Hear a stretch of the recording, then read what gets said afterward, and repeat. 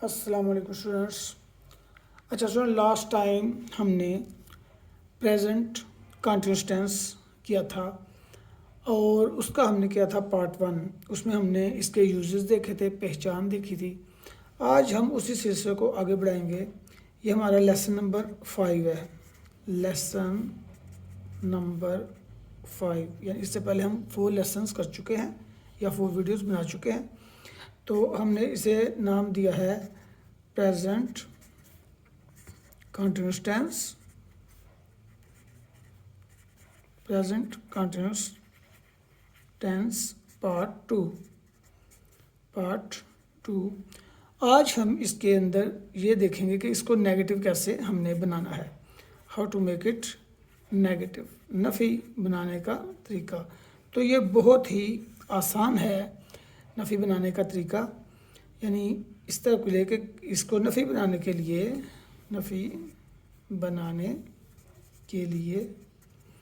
M is are के फ़ौरन बाद नाट लगाइए। एम इज़ और आर जो कि हेल्पिंग वर्ब्स हैं के बाद नाट इस्तेमाल करें। जी, नाट इस्तेमाल करें। मसलन अब एक एग्ज़ाम्पल ले लेते हैं।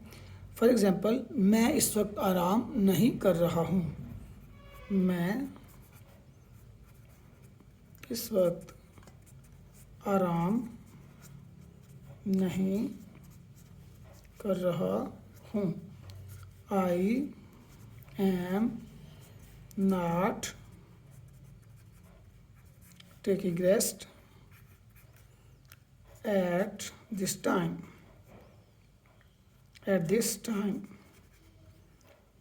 आप एट दिस टाइम की जगह एट द मोमेंट भी इस्तेमाल कर सकते हैं। At the moment.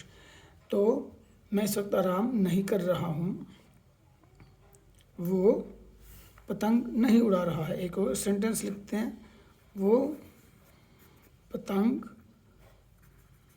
नहीं उड़ा रहा है।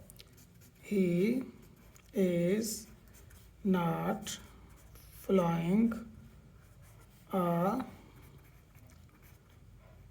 काइट। लड़के फुटबॉल नहीं खेल रहे हैं। लड़के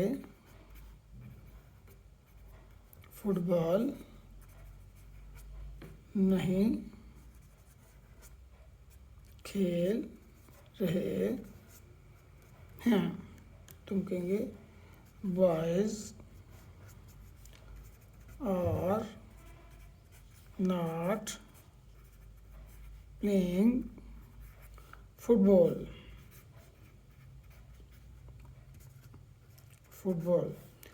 आपने देखा कि इधर आर के फ़ौरन बाद नॉट आया, यहाँ एम के बाद नॉट आया और ये एग्जांपल है जी, इसमें इसके फ़ौरन बाद नॉट आया। यानी एम इज़ आर के फ़ौरन बाद आप नॉट लगाएंगे। अच्छा, इसके बाद इसको हम अगर आप इसका फार्मूला लिखना चाहें तो लिख लीजिए। फार्मूला कुछ यूँ होता है इसका कि इसमें सबसे पहले सब्जेक्ट यूज़ होगा।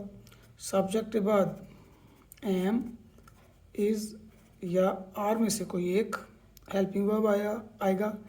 उसके बाद हम नॉट लगाएंगे और नॉट के बाद हम आईएनजी फॉर्म लगाएंगे। आईएनजी फॉर्म के बाद हम ऑब्जेक्ट का इस्तेमाल करेंगे। इस आईएनजी फॉर्म को हम प्रेजेंट पार्टिसिपल भी बोलते हैं अगर तो ये वर्ब का माने दे, प्रेजेंट पार्टिसिपल। अब आगे जी इसको इंट्रोगेटिव कैसे बनाना है। How to make it interrogative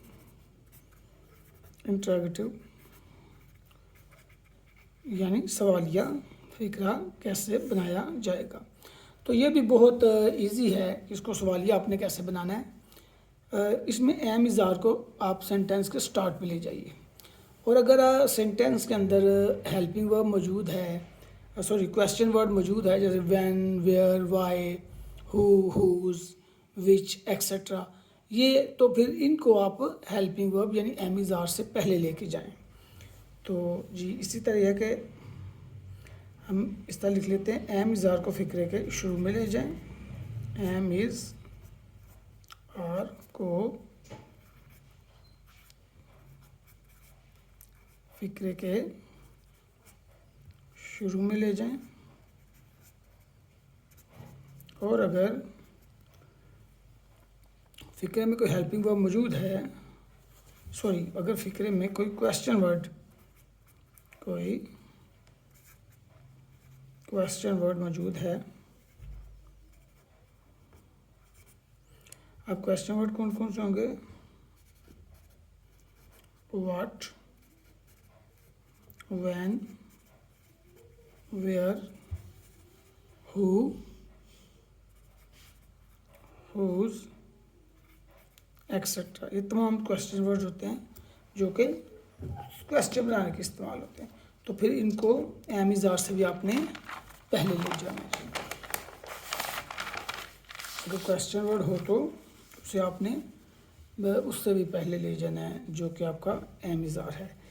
तो अब इसमें यह है कि अगर क्वेश्चन वर्ड हो तो क्वेश्चन वर्ड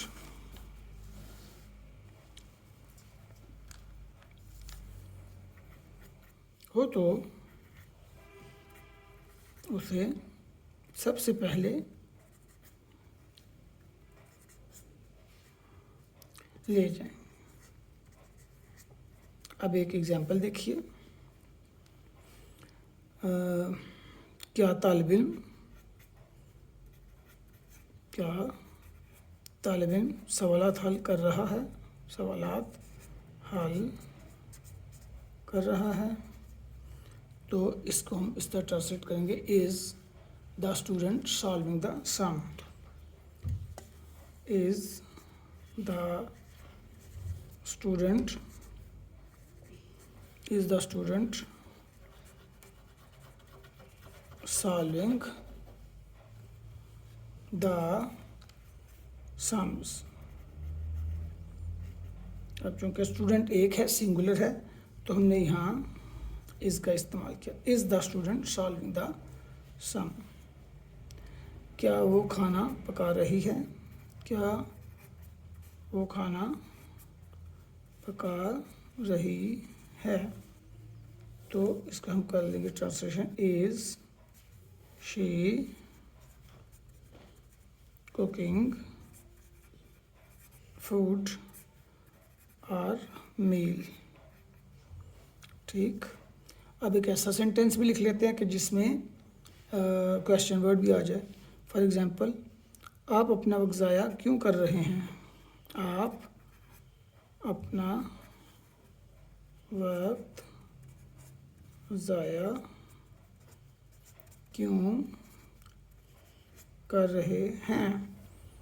तो ये अब इसमें होगा why are you wasting your time. Why are you wasting your time, इसमें आपने देखा है कि ये आर जो है हेल्पिंग वर्ब, क्वेश्चन वर्ड जो है वो इससे भी पहले आ गया। Why are you wasting your time. तो अब इसका अगर आपने फार्मूला बनाना है तो फार्मूला बना लीजिए। फार्मूला बनाना बहुत ईजी होता है, खुद आप बना सकते हैं। अब देखिए, इधर WH वाला क्वेश्चन वर्ड है, फिर हेल्पिंग वर्ब है, ये सब्जेक्ट है, ये प्रेजेंट पार्टिसिपल यानी ING फॉर्म है, और ये ऑब्जेक्ट है। तो यही हमने चीज़ें लिखनी है। तो आप इसको यूँ लिख लीजिए, यहाँ पे क्वेश्चन वर्ड है जी, सबसे पहले क्वेश्चन वर्ड, और इसके बाद helping verb. Am is are में से कोई एक ले आए। एम इज़ आर, ये डिपेंड करता है कि सब्जेक्ट क्या है, और एम कहाँ आएगा, इज़ कहाँ आएगा, आर कहाँ आएगा। ये प्रेजेंट कंटिन्यूअस टेंस के टाइप 1 में हमने कर लिया हुआ डिस्कस। तो क्वेश्चन वर्ड, फिर एम इज़ आर, देन इसके बाद जी subject, after subject ING form, और मैंने पहले बताया कि इसको प्रेजेंट पार्टिसिपल भी बोलते हैं। उसके बाद जी ऑब्जेक्ट, और फिर क्वेश्चन मार्क इसमें आपने ज़रूर लगाना है। अब इसके साथ आप इसको याद रखें कि आएगा नेगेटिव इंटरेगेटिव, वो भी डिस्कस करते हैं। नेगेटिव और इंटरेगेटिव, यानी जब एक फ़िक्रा नेगेटिव भी होता है और इंटरेगेटिव भी होता है, नफीस वाले ही से कहा जाता है नेगेटिव और इंटरेगेटिव। इसको ये कम आते हैं फिर सेंटेंसेस, लेकिन आते हैं। तो इसमें ये है कि फॉर एग्ज़ाम्पल सेंटेंस लिख लेते हैं कि पुलिस मुजरिम को गिरफ़्तार क्यों नहीं कर रही है। राइट जी, पुलिस मुजरिम को गिरफ़्तार क्यों नहीं कर रही है। पुलिस मुजरिम को गिरफ़्तार क्यों नहीं कर रही है, तो हम कहेंगे वाई। अब पुलिस जो है वो कलेक्टिव नाउन है, लेकिन ये प्लूरल है, प्लूरल सेंस में इस्तेमाल होता है, इसलिए इसके साथ आर लगाएंगे। Why are the police not arresting, why are the police not arresting the criminal? Why are the police not arresting the criminal? इसमें आपने देखा होगा कि एम इज आर के फ़ौरन बाद नाट नहीं आता, बल्कि उसके बाद सब्जेक्ट आता है और नाट उसके बाद चला जाता है। इसमें बस यही एक चीज़ है। लेकिन अगर आप कॉन्ट्रैक्टेड फॉर्म में लिखेंगे और नाट को मिला के लिखेंगे, तो मैं इसी सेंटेंस को भी इस तरह बन जाएगा, why aren't the police arresting the criminal? तो इसमें ये थोड़ी सी चेंज आ जाएगी। अब जी इसका कॉन्ट्रैक्टेड फॉर्म कैसे होती है वो हम देखते हैं कि अगर इसका कॉन्ट्रैक्टेड फॉर्म ये होती है जब एम इज़ और आर के साथ नाट आता है और वो हम कंबाइन करके लिखते हैं। तो कॉन्ट्रैक्टेड फॉर्म में याद रखना है आपने कि एक तो ये लिटरेरी एक्सप्रेशंस होते हैं, स्पोकन इंग्लिश में इस्तेमाल होती है ज़्यादा कॉन्ट्रैक्टेड फॉर्म। तो कॉन्ट्रैक्टेड फॉर्म्स वो इसकी कैसे बनती हैं, इज़ और नाट को जब इकट्ठा करते हैं तो ये बन जाएगा इज़ेंट। इस तरह आर नाट को जब हम इकट्ठा करेंगे तो ये बनेगा आरेंट, जैसा कि हमने ऊपर वाली मिसाल में पेश किया कि police why aren't the police arresting the criminal, तो उसमें आर नाट को कंबाइन करके लिखेंगे तो आरेंट होगा। अब एम नाट के लिए अक्सर स्टूडेंट्स फील करते हैं एम नाट, तो अगर इस एम नाट को आमतौर पर एंट भी लिखा जाता है, एंट यूँ भी, लेकिन अक्सर होता है कि चूँकि एम सिर्फ आई के साथ आता है तो आई एम नाट करके ना तो आई एम को कॉन्ट्रैक्टेड फॉर्म में ले आते हैं आई एम को, और नाट साथ इस तरह लिख सकते हैं। ये दोनों तरीके हैं। एंट जो है ये भी इस्तेमाल होता है। तो स्टूडेंट आज हमारा ये टेंस ख़त्म हुआ है, प्रेजेंट कंटिन्यूअस टेंस, और इंशाअल्लाह अज़ीज़ बहुत जल्द आप नेक्स्ट टाइम जो टेंस डिस्कस करेंगे वो होगा प्रेजेंट परफेक्ट टेंस। उस वक्त तक के लिए अल्लाह हाफिज़।